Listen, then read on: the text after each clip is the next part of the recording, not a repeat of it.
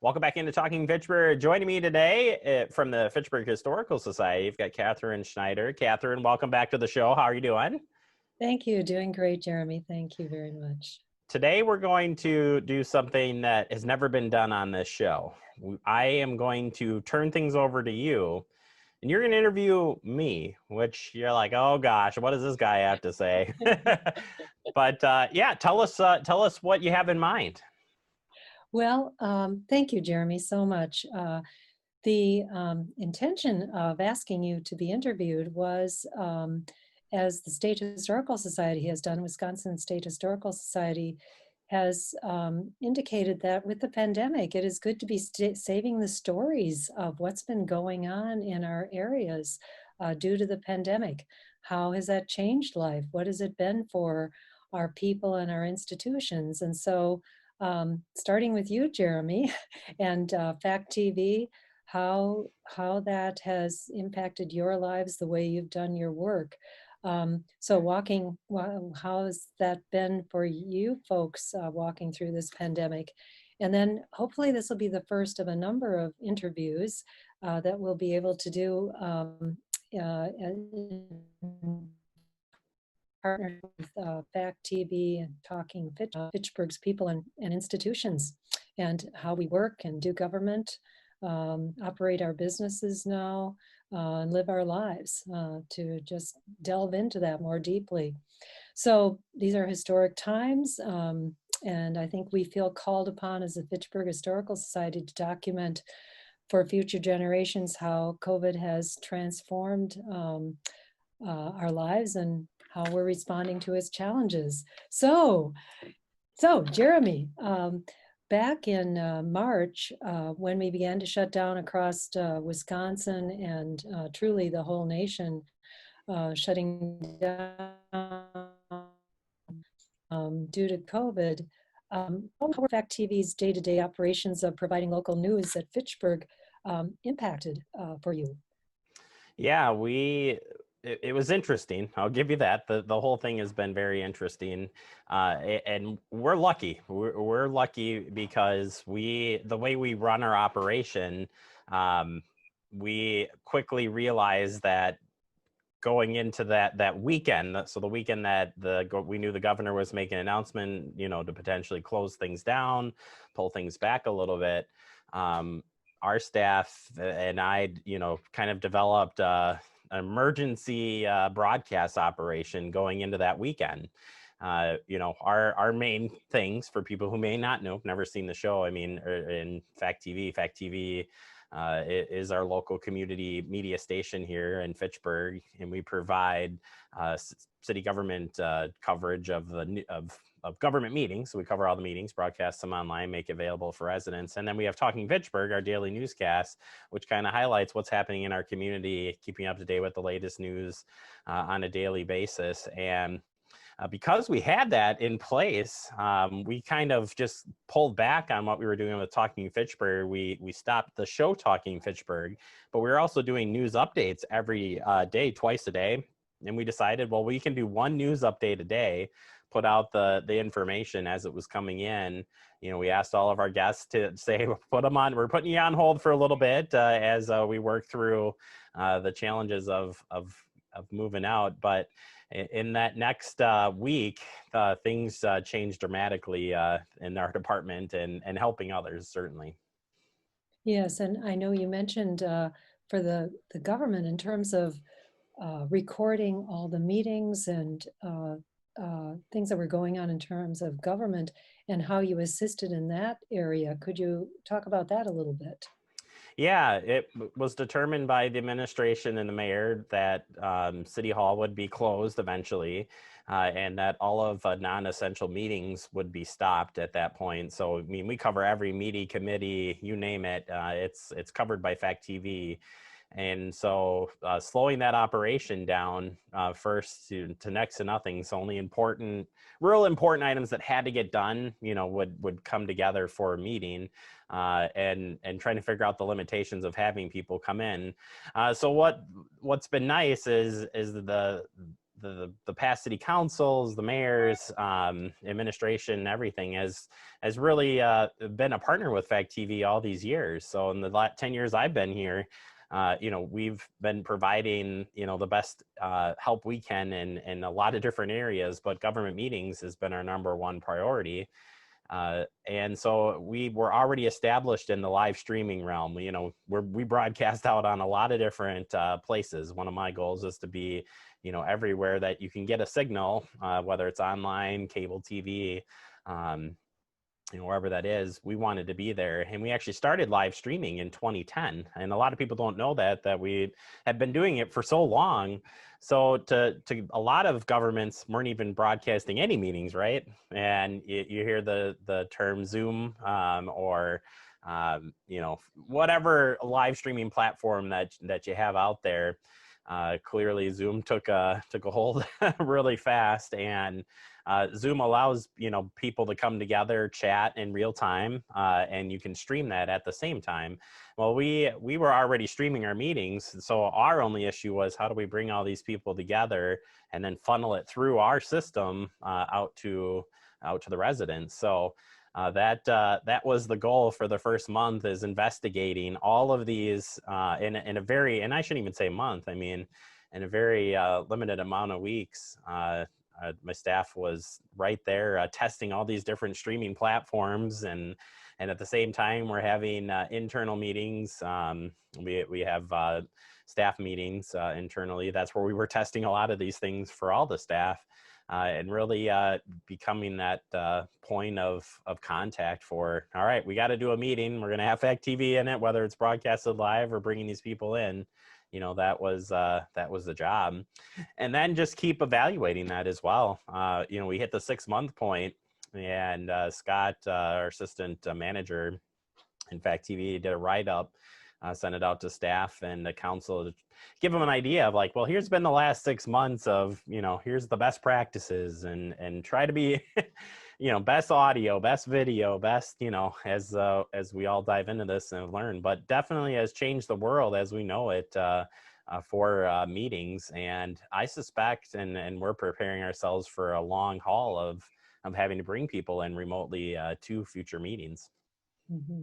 Sounds like you were really well positioned to handle this change in terms of the technology that you had available and were already using with live streaming and Zoom. Perhaps even more teaching others on the city staff how to use it, how to make use of it, and become comfortable with it. How did your staff on FACTv need to change the way you maybe thought about technical aspects? Were there any real challenges there, and how you had to adapt? Anything else that you want to share about that? Yeah, in fact, Andrew, who's monitoring this right now, I mean, he's really been our guru in the Zoom platform, if you will. Scott is has always been in charge of dealing with the meetings at night, and it actually takes 2 staff people right now. We normally do our meetings with 1 staff person, and that's running the video, audio, streaming, all of it. It all is done with 1 person. With this, we need somebody to interact in the Zoom side of things, plus still do our normal job of covering the meeting. So it's been quite the turn for us. And that too, in the beginning, we put all of our resources into making sure that the Zoom worked well. So we have 5 total staff in our department, 3 full-time, 2 part-time. And when meetings weren't on, we were making sure behind the scenes that we were doing anything and everything to make sure that city meetings would go on as planned. We also had to move the technology for us is all in the council chambers. So if you haven't noticed, in the last 6 months, almost all of our meetings now are done through the council chambers, and there's a reason for that. That's from behind the scenes standpoint, we have the most technology invested into that space. Also, it's a big space to social distance. So it turned out that our council chambers became this like one-stop shop for all meetings, but that changes for staff who are used to doing meetings on let's say a Monday night at 5 p.m., 5:30, you got Public Works, and then you got RCC following that. Staff had to make adjustments, not just in our department, but in all departments, to meet that need of, well, we've got the 1 space. We want to make sure people can still come in. They have a right to come in, be part of the meeting in person. But when they're there, they got to social distance. We got to make sure that they're safe, do all of we can. And then again, on the technology side, we've got to make sure we're bringing in everybody who can be in the meeting, plus, provide that access, as it were, out there. And like I said, it's awesome that we had the investment of all these years with the past councils to invest in FACTv the way they have. It really paid off, like you said, here in the last 6 months. We were really able to make it look seamless, we think, but still make it work in each and every day. And it's still a big task. I mean, that's, it's not normal operations for FACTv. We still do our newscast every day. We do our Talking Fitchburg, and we do an update for the whole day. But it's still a lot of work behind the scenes to make sure all the staff meetings, all the meetings that are on TV, all the committees, they're working with us to make sure we get the invites out to the people who are going to come in via Zoom, who's going to be in person, who's going to be at, setting up the room, if there's any changes to the spaces. So it's what was a simple meeting of it's an agenda's out, we're going to have a meeting, show up if you want, or watch it on FACTv, is now a process, if you will, but a seamless process as we've continued to move through all of this. Well, you've helped, you've certainly been a major player in making the city government continue to work effectively for the citizens of Fitchburg, as well as maintaining that open democracy of people being able to come to meetings and being able to express their opinions. So kudos to you and your staff for all the extra work you put in on making that possible for the residents of Fitchburg, for the citizens of Fitchburg. So I'd like to ask, just to kind of maybe take the broader view now, to step back a little bit from the technical details. What new learnings or insights do you think you have after living through these months of pandemic regarding the delivery of local news? Anything you've learned from this experience, or new thoughts about the news? So I'm a I don't want to use the word junkie, but I'm a news junkie. I do truly love news, love local news, and I can tell you, before we ever started Talking Fitchburg, I was attending a conference in person. We used to do that, remember?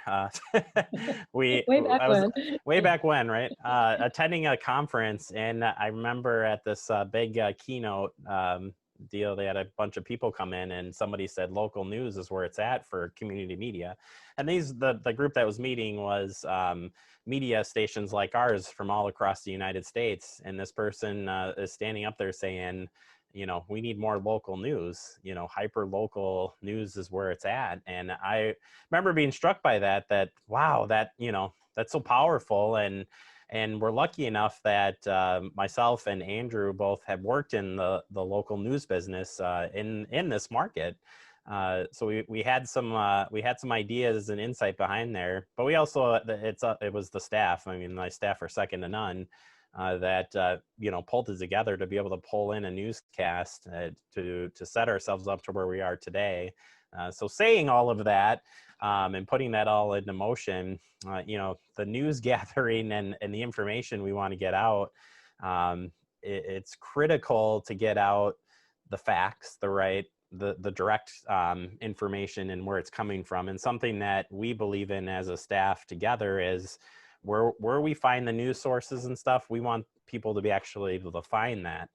So anything that we report on during Talking Fitchburg, when we post our headlines out, which we do every day, we post them up on Facebook and YouTube. We actually share a link to every single story where I found it. And that way people can go back and look at that story for their own liking. So, in the news business, you're basically given the short amount of time to, fill you up with as much news as possible, right? And so sometimes we don't get to read everything that we want to. Our show's a little bit more laid back. That's our goal, is it wasn't to be one person sitting behind a news desk. You'll notice that if you ever watched Talking Fitchburg before I was sitting at my house doing this, it's a round desk. It's inviting. It's more interview set style. We had microphones that are look like a podcast type mech. We wanted it to be different, but still get the information out there. So it looks like a news show, it acts like a news show, but it's still to us a laid back format. And so the news that we're putting out for the residents, we really rely on finding it, from our health officials, especially during COVID, looking at CDC all the way down to Dane County Public Health. We're trying to find all of the information and put it out there. There's a lot of things, a lot of moving parts. I think we've changed graphics repeatedly on our media channel with up-to-date information. That's our community bulletin board channel, and trying to keep up with all the changes and mandates and what's going on. But because we have this format in the daily newscasts, we're lucky enough that we can get on every day and give out, the latest information that we can at that time. So it's been interesting. There's a lot of stuff. There's a lot of noise from the federal government all the way down on what's going on out there. Our goal is, well, what's happening at City Hall? Is there anything we need to get out from City Hall out to the residents? And then for me and for TF, or Talking Fitchburg, TF, I really believe in safety. And if you've watched the show enough, you know that I love safety and getting safety tips out there. So that format was already there before COVID. So it was an easy thing. We know where the material is. We know how to get it out there and share it. And we follow a lot of different direct source news links. So again, we go right to the source when we're trying to find out information that we're putting out there. So I think that's really important in this day and age when it comes to news. We want to make sure that people know where we're finding it, how you can get access to it, and it's not just me telling you what's going on in a short amount of time. So it's a long-winded answer there, but kind of give you a look behind the scenes of how we gather that stuff every single day. Well, it's that trust and respect that you have on the local level that's so important, and that you do that in a very conscientious way that you're obviously very passionate about and care very deeply about, Jeremy. May I ask one more question, which is maybe if there's any particular story to share that stands out due to the pandemic, that you think is important for the Fitchburg community to hear.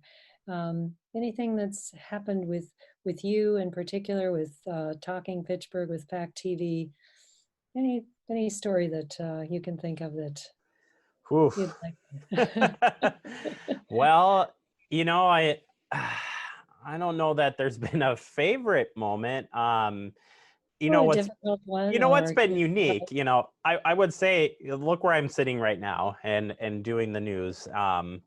And look where we're finding and talking to people. We're talking, we've had some of our similar guests continue to come on, yourself and others, and even during a pandemic. And I think that's something that really, for me, is very powerful. Is we are really lucky that during a pandemic we're still able to operate and continue to do the things that we can do. From my standpoint and for my staff. That we can continue to work from home and make this operation go. When you consider that we were all coming into the office, all coming together, doing our work, making it happen, and then have to walk away and turn everything back on from all these different parts of home, I think that's impressive. Andrew and I have spent so much time together, physically apart, but I feel like I still know him every day because we've talked so much. But to operate a show, I mean, he's literally directing the show right now from his house. He's sitting in front of a digital switcher and he's switching between us, and he's actually doing the show like he would be if we were sitting together in the office. And I think that's amazing. And I think I've heard this from many people. And what if this pandemic hit 10 years ago, or even 5 years ago? The way we are with technology today, we are so lucky that we have access to that, because that played a huge role in keeping what could still be open today,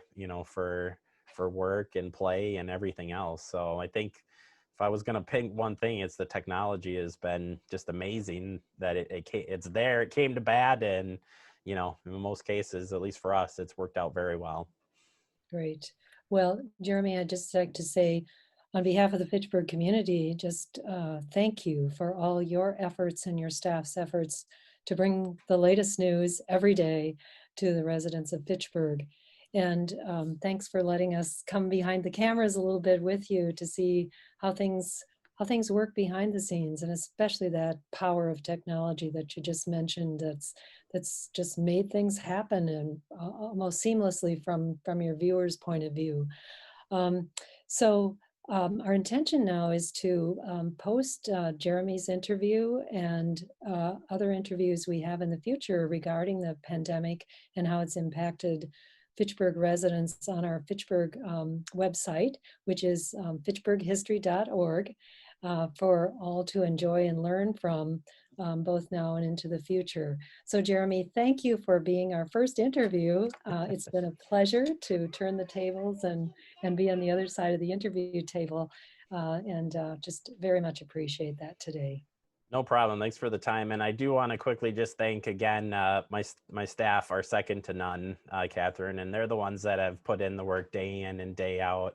All of us in some fashion has continued to come in every week since March to continue the operations. And I cannot thank them enough, truly. And all the staff at the City of Fitchburg has been amazing through this.